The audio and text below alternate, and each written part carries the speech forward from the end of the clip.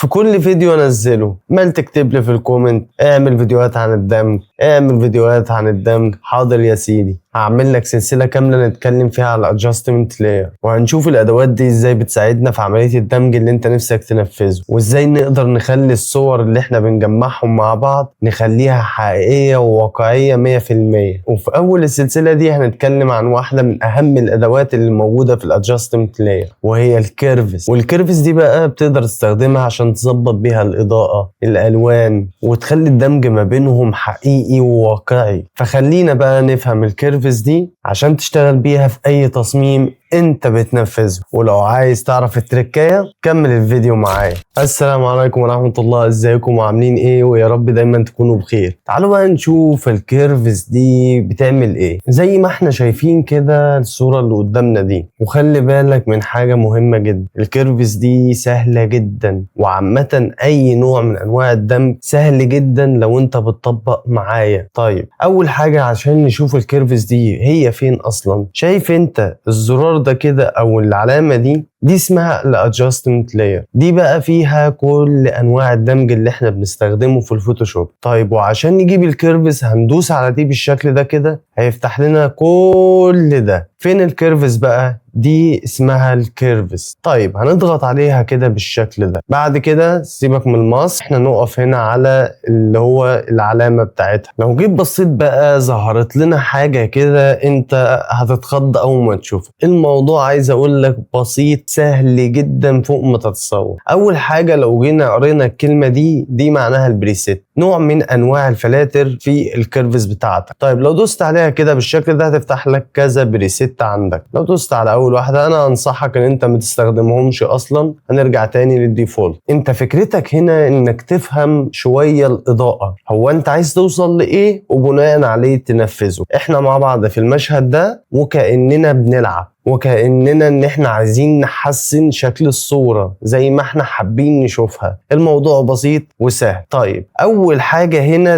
دي علامة دروب. يعني ايه دروب؟ يعني مسافة ما اضغط عليها كده هاجي على الصورة، مكان ما هقف لو جيت لاحظت هتلاقي على اللي هو الخط ده اللي انت شايفه ده، هي دي عملية الكيرفز كلها. شايف انت الخط ده؟ تلاقي فيه نقطة كده، كل لما اتحرك في اي مكان في الصورة الخط ده النقطة دي بتتحرك فيه. طيب انا جيت مثلا بشوف فين اكتر حتة تحس ان هي ملسوعة بالاضاءة. لو جيت بصيت هتلاقي الحتة دي مثلا. فلو جيت انا وقفت عليه كده وعايز اغمق الحتة دي، انا ممكن انزل من هنا كده بالشكل ده. بص كده معايا اللي حصل، انا كده غمقت الصورة كلها. طب عايز افتحها فادوس كده واطلع لفوق بالشكل ده كده، انا فتحت الصورة. دي لازم تضرب. وهكذا انا ممكن برضو اجي اتحكم في الكيرفز ده مانوالي بايدي، انا اللي اتحكم فيه زي ما انت شايف كده، انزل تحت واطلع لفوق. الموضوع بسيط. طيب النقطة دي بقى علشان اشيلها من الكيرفز اعمل ايه؟ انا ممكن اشدها بره كده الكيرف بمنتهى السهولة، وكده كل حاجة رجعت من مكانها. او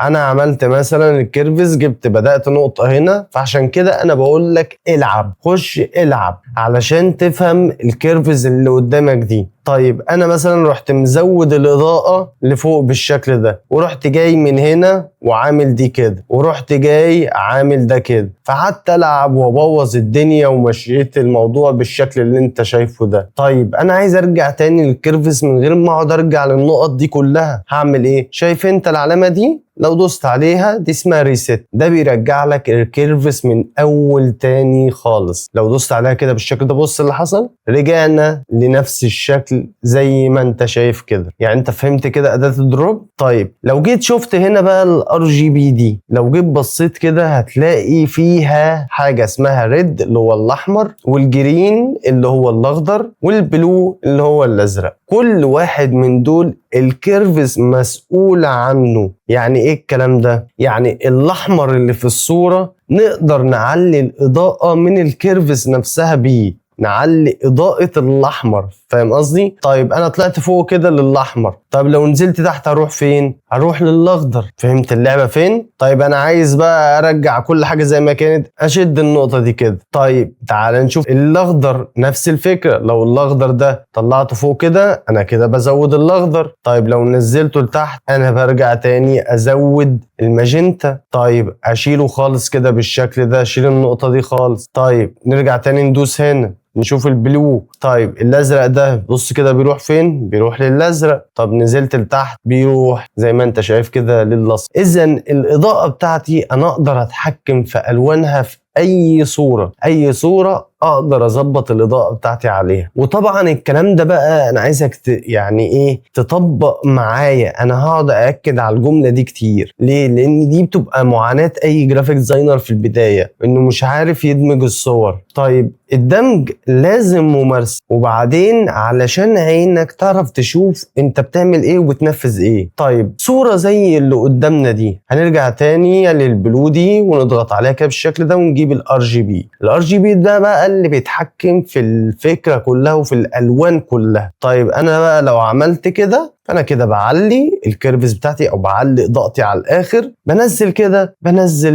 او بقفل الصورة وبغمقها او بدي الشادو بتاعها، قول زي ما انت عايز في الصورة كلها، بشيل منها الاكسبوجر من عليها. طيب عايز ارجع كده، خلاص انا رجعت لكل حاجة. طيب لو جيت لاحظت كده تحت كده وشدينا كده هنلاقي حاجة اسمها انبوت واوتبوت. دول بيعملوا ايه؟ بص كده معايا الانبوت بيعمل ايه. بص بيفتح الحتة اللي فيها اضاءة قبل الحتة الغامقة. نلاحظ معايا الحتة دي، يعني بص كده معايا نرجع تاني، بيفتح الحتة اللي فيها الإضاءة. لو جيت لاحظت مثلا هنا على اللون ده، تعال نرجع تاني كده بالسلايدر ده وبص كده معايا في الجزئية دي. لو جيت أنا فتحت كده بص أول منطقة بتفتح هي دي. طيب انت بقى استخدامك ازاي؟ كل حاجة بتبقى بالراحة خالص لحد ما تشوف انت رايح لفين عشان ما تبوظش الدنيا على بعضها، زي ما احنا هنشوف كده دلوقتي. يعني السلايدر ده ارجعه تاني مكانه كده بالشكل ده، فالتعامل يكون بالراحة والتعامل بيكون بسلاسة. طيب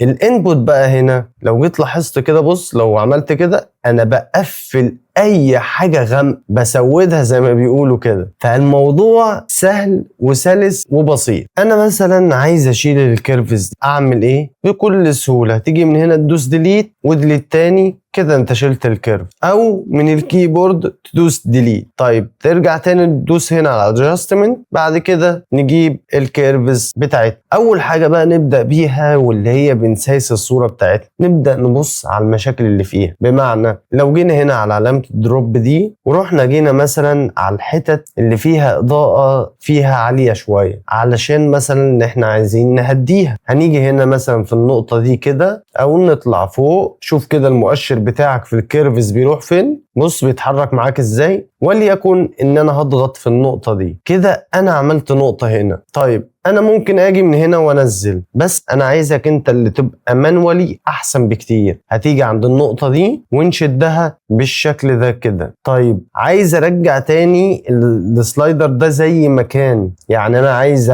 انزل بس الاضاءة من الحتة دي بس، فاروح جايب بكل سهولة مرجع الجزء ده بالشكل ده بالراحة كده طول ما انا ماشي. طيب شوف بقى انت غيرت المسار بتاع الاضاءة اللي في الجنب ده. تعالى كده نشوف قبل وبعد كده، قبل كده بعد. الحتت بقى اللي فيها اضاءة برضو سنة جاي عامل عاكس بيغمق معاك درجة، فوانت بتمشي بالكيرفز امشي واحدة واحدة عشان توصل لنتيجة محترمة. طيب تعالى بقى نزود جزء من هنا ونغمق شوية الجزء ده كده بالشكل ده. يعني احنا عايزين مثلا نغمق الحتة دي كده ونبدأ نرجع اللي هو الإضاءة بتاعتنا زي ما كانت. عايزين بقى نعمل ايه؟ عايزين نعمل منطقة غامقة ومنطقة تكون فاتحة بالشكل اللي قدامك ده. تعالى كده بقى نبص على الصورة بتاعتنا بالراحة ونتأمل فيها واحدة واحدة، ونشوف قبل ونشوف بعد. كده قبل كده بعد. حاسس ان عيني هديت عن الصورة، كانت الاول عينيا وجعاني شوية. كده لما غمقنا الصورة شوية من الحتت الغامقة عشان نعزلها عن الحتت الفاتحة، يعني احنا بنعمل ايه؟ بنعدل سلوك الإضاءة اللي كان بيبقى باهت فيه، الصورة لاسعة فيه. تعالى بقى نروح نبص على الألوان بتاعة الكيرفز أو الإضاءة اللي هي اللي مسؤولة عن الألوان. يعني احنا مش بنتحرك في الألوان، لا احنا بنتحكم في إضاءة اللون نفسه. طيب هنبص عليها ازاي؟ هنفتح الRGB كده بالشكل ده، بعد كده تدوس على ريد. كده احنا بقى معانا أول لون واللي هو الأحمر. الأحمر زي ما احنا قلنا ان انت تقدر تنزل تعليه، وتقدر تعليه خالص بالشكل ده، وتقدر تنزله خالص او تشيله خالص. فاحنا هنعمل ايه؟ انا شايف ان شفايف الولد حمرا زيادة عن اللزوم، فانا ممكن انزل درجة بسيطة مش قوي بالشكل ده كده، وممكن اجي من هنا اعليها سنة بس كده بالشكل ده، يكون في تناغم شوية في اللي هو الخد بتاعه مع لون شفايف. تعالى كده نبص على الصورة قبل وبعد. كده قبل كده بعد. دي برضو محتاجة ان هي تنزل شوية بس صغيرة كده علشان الامور تبقى احلى من كده شوية، سنة بس صغيرة. ايوه كده بالشكل ده. تعالى بقى نروح للون التاني او الاضاءة التانية واللي هي الاخضر. تعالى كده نضغط عليها كده بالشكل ده. بص كده معايا، لو احنا نزلنا كده، بص انت بتجرب، انت وانت شغال بتجرب، او طلعت بالشكل ده. انا مش عايز اطلع الصوره كلها بقت لونها اخضر. طيب انا هحتاج ان انا انزل سنه كده بالشكل ده، انا محتاج اللون ده كده. طيب في هنا السلايدر ده، انا عايز يبقى الكيرف كله مظبوط في الصوره كلها. عايز الحته دي تروح لناحيه الايه، تبقى فيها ماجنتا كده. عايز اللون يروح لحته فيها مثلا بنيات كده. فانا شايف ان الصوره كده، انا بالنسبه لي انا ده كله، كل واحد وليه رؤيته وليه نظرته في الالوان. فوانت بتمارس وبتشتغل، انت بيبدأ اللون بتاعك اللي انت عايز تشوف له الصورة، انت عايز توصل لايه في اضاءتها، تهدي ايه وتعلي ايه وتظبط ايه وتمشي ازاي، مين قبل مين. فهي دي الفكرة كلها في اي نوع دمج. طيب احنا هنا خلي بالك ما بنعملش دمج، احنا بنعمل تصحيح بسيط للالوان. انا مش حابب ان انا اشوفها كده عشان نتعرف على الكيرف. طيب هنيجي هنا على الجرين ونضغط كده بالشكل ده ونختار البلو. طيب لو جيت بصيت بقى على البلو، تعال نجرب نضغط النقطة هنا نطلع فوق، لا نبقى حاسس ان الدنيا باظت مني. طيب تعالى كده لما ننزل تحت، بص كده، بص كده معايا اللي حصل. شايف كده ان الجو العام للصورة ايه اللي حصل له؟ طيب تعالى ننزل سنة كمان، هتحس انها بدأت تبوظ منك. طيب انا عجباني مثلا في المستوى ده كده. طيب انا عايز اشوف الفيديو دي لو جبتها كده ايه اللي هيحصل؟ لا مش حلو، مش مظبوط. طب لو جبت من هنا اللي هو الاوتبوت وكده بالشكل ده، عليته سنة، حاسس برضو ان هو مش مظبوط، ارجع تاني. فده كله انت لازم تمارس ورايا الكلام ده، تفضل تلعب فيها لحد ما تفهم انت عايز توصل لايه. طيب انا عايز ارجع للريد تاني اللي هو الاحمر. ليه؟ انا عايز اعمل ايه؟ انا حاسس ان الاحمر تقيل سنة، فانا عايز او اشيل النقطة دي كده وارجع تاني للنقطة دي وابدأ انزل فيه بس سنة، عايز يظهر معايا سنة صغيرة، او ممكن اروح كده بس انا عايز يظهر معايا سنة بس اللي هو يبقى مثلا في الدرجة دي كده. طيب نيجي بقى على الانبوت هنا، ممكن اروح كده اروح مقفله خالص، لا انا عايزه يروح للسنه بتاعت الايه اللي هو ينور درجه بس. فهي الدرجات الخفيفه قوي دي بتاثر في الكيرفز. انا مثلا عايز الدرجه دي مثلا لهنا بس كده. تعالى كده نبص على الصوره قبل وبعد. هندوس على السهم ده كده بالشكل ده ونشوف الصورة بتاعتنا ايه اللي حصل لها. تعالى كده نشوف قبل وبعد. كده الصورة كانت قبل، كده الصورة بقت بعد. تقدر بقى ساعتها تدوس على الادجستمنت بتاعتك وتدوس هنا على color look up. هي فين color look up؟ اهي color look up. تضغط عليها كده بالشكل ده وتحط اي فلتر انت شايفه مناسب ليك. مثلا تقعد تجرب الالوان او الفلاتر اللي انت حابب تشوفها عليه. مثلا انا شايف كاندل لايت مناسب جدا. طيب ممكن اجي من هنا واختار عليه ليمونستي كده بالشكل ده. تعالى كده بقى نبص على الصورة كانت فين وبقت فين. بس بعد ما نختار هنا ليمونستي حاسس ان هو تقيل، يعني حاسس ان هو تقيل زيادة عن اللزوم. اعمل ايه؟ اجي من هنا من الاوباستي وممكن انزله درجة، اخليه مثلا لحد هنا مثلا بالشكل ده كده. طيب تعالى بقى نشوف الصورة قبل وبعد. كده قبل وكده بعد. نعمل زوم ان كده قبل كده بعد. طيب في حاجة كمان تقدر تضيفها في الكيرفز، يعني تقدر تحدد حاجة معينة بعينها تظبط الإضاءة عليها لوحدها. اللي هو ازاي؟ هنجيب أداة السلكشن تول ونبدأ نحدد الجزء ده كده بالشكل ده، وهنيجي هنا على الادجستمنت بتاعتنا ونختار من هنا الايه الكيرفز، وتبدا تبص بقى على اللي انت عايز تعمله. انا مثلا هاجي هنا وانزل شويه، عايزه بدرجه دي كده مثلا، اللي هو انزل. طيب نشيل كده ونبدأ نيجي من هنا ونيجي على الحتة دي ونفتحها سنة، نرجعها تاني زي ما كنا، ونرجع تاني نغمق الجزئية دي. بص كده معايا، سنة سنة سنة سنة. شفت الحتة دي؟ طيب تعال نشوف قبل وبعد. كده قبل كده بعد. اديت هنا شوية عمق شوية للتفاصيل، مش عايز اقفل الصورة كلها، فانا برضو وانا شغال انا لازم ابقى عارف انا ماشي ازاي وبعمل ايه. طيب لو جينا فتحنا الار جي بي وجينا على الريد، لو نزلنا كده بص وديناها في حتة تانية خالص. طب وطلعناها، انا عايز اديها بس سنة لتحت بس اللي هو الناحية دي. طيب هنيجي هنا على الجرين ونبص الجرين هيعمل لنا ايه؟ هيخضرها لا انا عايزها برضو كده، انزلها لتحت كده سنة صغيرة، كلها سنة. يعني هو مش ديب ديب، لا هي تبدأ تشوف وانت بتبص وانت نازل. فانا شايف ان الدرجة دي مثلا كويسة جدا بالشكل ده كده. طيب تعالى كده نضغط تاني نشوف البلو الازرق. لو جينا هنا نزلنا شوية كده، بص اللي حصل معايا. بص انا بقى رجعت اللون الطبيعي للخشب ده او للشكل ده، بص رجعته بقى لايه، لشكله ولونه الحقيقي. طيب تعالى كده نشيله. بص كده قبل كده عامل ازاي، كده واضح ان هو فعلا فيه خشب.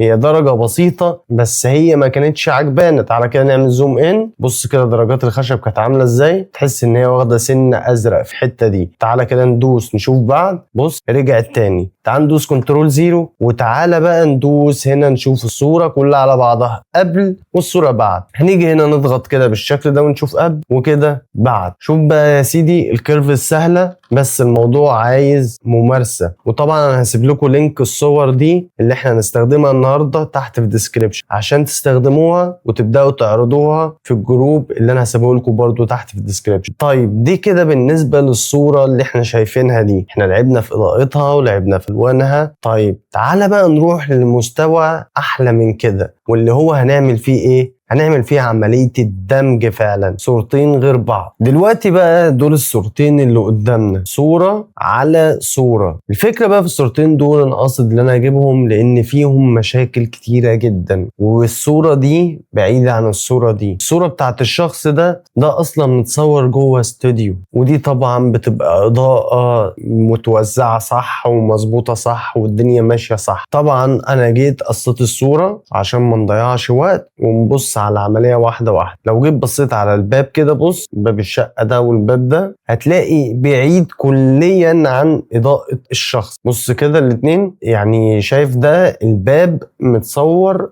او الدور واحد بكاميرا ولقط الصورة من غير بقى ما يوجه إضاءة، من غير ما يظبط حاجة، من غير. فالصورة دي غير الصورة دي حاجة ودي حاجة. هنعمل ايه بقى عشان ندمجهم بالكيرفز؟ اول حاجة ولازم تاخد بالك منها على طول، اي حاجة تاخد بالك منها، واللي هي السكين مثلا اللون. طيب التيشيرت مثلا اللون بتاعه عامل ازاي، لون القميص نفسه. بص الدرجة بتاعته مستحيلة تبقى على نفس الدرجة بتاعة لون الباب، فكل دي درجات انت لازم تاخد بالك منها. طيب اول حاجة هنعمل ايه؟ هنيجي هنا نقف على نفس اللير بتاع الشخص، لان احنا عايزين نخلي الشخص هو اللي على الخلفية. يعني احنا دلوقتي الخلفية هي اللي هتبقى ثابتة، احنا هنشتغل الشخص على الخلفية. طيب اول حاجة نعمل ايه؟ انا مش عاجبني لون التيشيرت ولاسع وفاتح زيادة عن اللزوم، واخد اضاءة جامدة وهو لون ابيض، ولو جيت لاحظت على الباب ما فيهوش اي اضاءة من الاضاءة دي. طيب الحل هنا ايه بقى؟ هنحدد التيشيرت ده كده، هنيجي هنا على علامة السلكشن دي ونبدأ نحدده كده. بعد ما حددناه اول حاجه هنيجي هنا على ادجستمنت، بعد كده نيجي على الايه؟ على الكيرف. طبعا احنا عايزين نغمق الجزء ده، فهنعمل ايه؟ هننزل بالكيرفز كده بالشكل ده. انا عايزه يبقى غامق مثلا لحد الدرجه دي مثلا. انا كده عجباني الاضاءه دي كده بالشكل ده في التيشيرت. انا بتكلم على التيشيرت الابيض، لان اللي ورا ده اصلا المفروض الحيطان دي هي لونها ابيض، بس عشان ما فيش اضاءه وما خدتش حقها من الاضاءه فلونها رمى اللون ده. فانا بحاول اكتم الاضاءه دي من اللون الابيض ده عشان اوصل لنفس الاضاءه بتاعه الباب. فانا بكتم الاضاءه بتاعه الايه اللي هو التيشيرت ده. خلاص قفلنا على التيشيرت. طيب تعالى كده ندوس هنا على الموف تول ونيجي هنا على الكيرفز تاني بالشكل ده. طيب تعالى بقى نجيب أداة الدروب دي ونبدأ نبص على المناطق الفاتحة اللي هي واخدة الإضاءة من الشخص نفسه. فهنيجي مثلا للجزئية دي هنزقها برضو نفتحها شوية بزيادة. طيب وهنيجي برضو هنا نبص على المناطق الغامقة ونقفلها شوية. ده الصورة كلها بتلعب. طيب الحل هنا بقى ايه؟ اعمل كليبنج ماسك، ولو جينا ضغطنا على الشكل ده كده عمل كليبنج ماسك على الصورة الشخص بس. طيب واللي تحتها المفروض كمان نعمل كليبنج ماسك. يبقى احنا كده عملنا الكيرفز كلها على الشخص بس. فاحنا هنيجي هنا ونزود درجة كمان ان احنا نفتح السنة دي بتاعت الهايلايت من الشخص. طيب كده قبل كده بعد. ركز بقى معايا في الحتة اللي جاية دي، عشان الحتة اللي جاية دي احنا كده بقى ايه عملنا؟ ايه احنا خلينا الشخص يبقى غامق سنة مع نفس الدرجات بتاعت اللي هي الباب. بس في بقى خطوة جاية انت لازم تركز معايا فيها قوي قوي، واللي هي علشان هي مرحلة مهمة وعلشان نفهمها كويس. هي الخطوة بسيطة بس عشان ما تتوهش مني. هنيجي هنا نضغط على الادجستمنت كده بالشكل ده ونختار الكيرفز. طيب هنعمل لها كليبنج ماسك. هنا بقى هنعمل ايه؟ شايف انت اداة الدروب دي؟ احنا خلي بالك ما عملناش كليبنج ماسك لان احنا عايزين نعمل نقطة معينة ناخدها من الخلفية. شايف انت علامة الدروب دي؟ لو ضغطت عليها كده مرتين بص اللي ظهر معايا باليتة الالوان. طيب هنا بقى اعمل ايه؟ دي كده اسمها الدرجة الغامقة، او انا عايز احدد الدرجة الغامقة. فهاجي هنا على الخلفية بتاعتي وابص على اكتر درجة غامقة، واللي هي انا مثلا شايفها في الحتة دي. شايف الجزء ده كده؟ انا شايف الدرجة دي اغمق حاجة في الصورة اللي هي في الخلفية. فهاجي اضغط عليها كده بالشكل ده. طبعا هو رافض يجيب لي اللون علشان انا واقف هنا على اللير او واقف هنا على الماسك. فهكنسل تاني وهرجع اضغط كده بالشكل ده واضغط هنا مرتين هيظهر لي الكالر اللي انا عايز اختاره. فهاجي هنا مثلا واختار اغمق حاجة واللي هو مثلا اللون ده. بص كده معاه جايب درجة لونه مش الاسود اللي انا شايفه. فبص هي دي الفكرة، انا هاخد اللون الاسود ده او الدرجة دي اطبقها على الشخص نفسه. ازاي؟ فهاجي هنا وادوس اوكي. هو جه هنا بيقول لي انت عايز تحفظه كديفولت للكيرفز، فانا طبعا هقول له نو. فانا كده خدت معايا درجة اللون. هاجي بقى اشوف اغمق حتة في الشخص نفسه، اللي هو انا بوزن ده بوديه لهنا، بنقل اللي انا خدته من الخلفية بنقله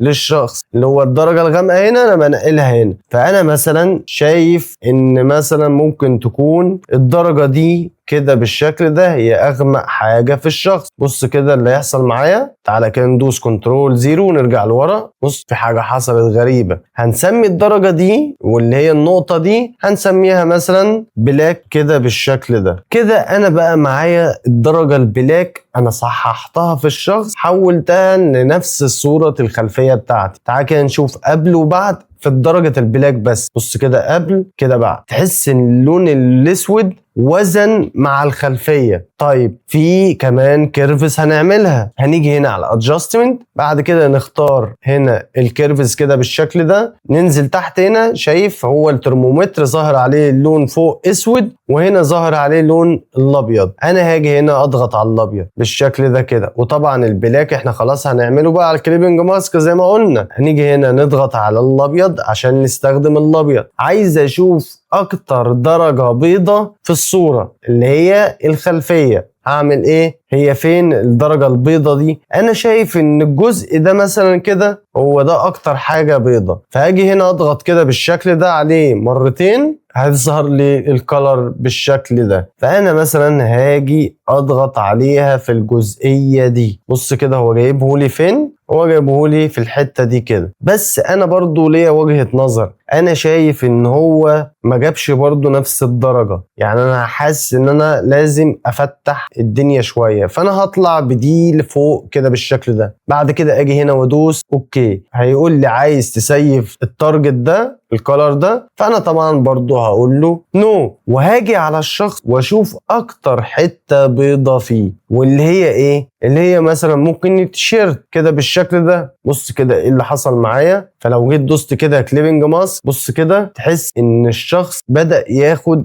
السكن بتاعة الخلفية بتاعتي. ونيجي هنا مثلا ونقلل الاوباسيتي شوية بس كده. انا مثلا لحد هنا كده انا شايف مناسب بالنسبة للكيرفز دي، وممكن مثلا اسميها وايت بالشكل ده كده. تعالى كده نشوف قبل وبعد كده، الصورة قبل كده بعد. انا شايف اللي احنا عمالين نقرب. هنيجي هنا على الخلفية بتاعتنا وندوس كنترول جي، بعد كده هنيجي هنا وندوس كليك يمين ونخليها كونفيرت سمارت اوبجكت، ونطلع اللاير ده فوق خالص اول واحد. بعد كده هنيجي هنا نعمل كليبنج ماسك، بعد كده هنيجي هنا على فلتر ونختار من فلتر هنا بلور، جوزن بلور بالشكل اللي قدامك ده. وطبعا احنا مش شايفين الشخص دلوقتي، لكن طول ما انت عمال تزود في السلايدر ده كده، بص معايا اللي بيحصل، الجوزن بلور يبدأ يتفرش على الشخص. طيب هتيجي هنا وتقول لي النسب اللي انا عايز اوصل ليها هي ايه؟ هقول لك النسب ان انت بقدر الامكان حاول بقدر الامكان ما تخلاش تقف على اللون ده مثلا او تغير لونها، خليك في حتة اللي هي ايه؟ اللي هي في النص. يعني هتروح لتحت قوي تزود كده، بص بقى لون رمادي. احنا مش عايزين كده، احنا عايزين ناخد اللون بتاع الخلفية مع الجوزن بلور.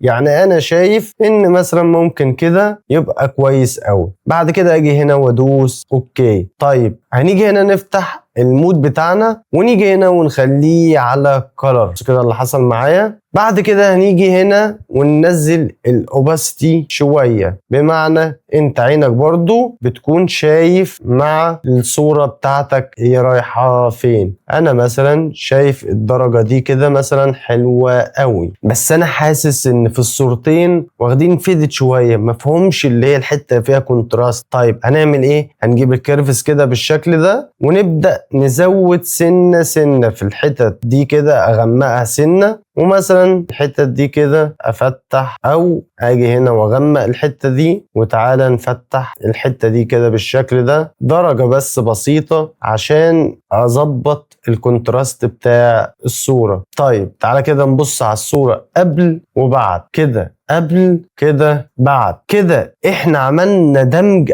الصورة الشخص على الخلفية بتاعتنا. طيب لو دوست كنترول شيفت الت اي، هنا بقى معك الصورة واحدة. هتدوس هنا كليك يمين، بعد كده تختار كونفيرت سمارت اوبجكت، بعد كده هنا فلتر، اختار من هنا نويز، بعد كده اد نويز بالشكل ده. احنا مثلا عايزين نزود مثلا وليكن واحد بس، بعد كده دوس اوكي. تعالى كده بص كده على الموضوع كله قبل وبعد. شايف الصورة ما كانش ليها علاقة خالص بالخلفية. طيب كده بص الموضوع الموضوع بقى تحس انه فعلا الصورتين دول اتصوروا في المكان ده. نيجي بقى في حتة الالوان، عشان انت ممكن تكون فاكر ان كده ما تعملوش ميرج، عشان انتوا بتحبوا دايما في تصميمات السوشيال ميديا الحاجات اللي مش واقعية اللي مش حقيقية. هتعرف تعمل الحاجات دي امتى؟ لما تعمل الواقعي الاول، فاهم قصدي؟ فمادام انت بقى وصلت لمرحلة انك تخلي الميرج او الدمج بتاعك واقعي، تقدر بقى تظبطه بقى، تقدر بقى تخرج بره السياق سواء كان سوشيال ميديا ولا اي حاجة. كل الحاجات دي تبقى سهلة لما تعمل حاجة حقيقية، تقدر تلعب في الغير واقعي، فاهم قصدي؟ وبس كده ومفيش بعد كده. ولو عجبك الفيديو اعمل لايك وسبسكرايب وفعل الجرس عشان يوصلك كل جديد. متنساش بقى تعمل لايك وكومنت عشان ده خاطر بيساعدني ان انا انزل فيديوهات اكتر في الادجستمنت لاير. فلو عجبك الفيديو اعمل لايك بقى وبس كده، والسلام عليكم.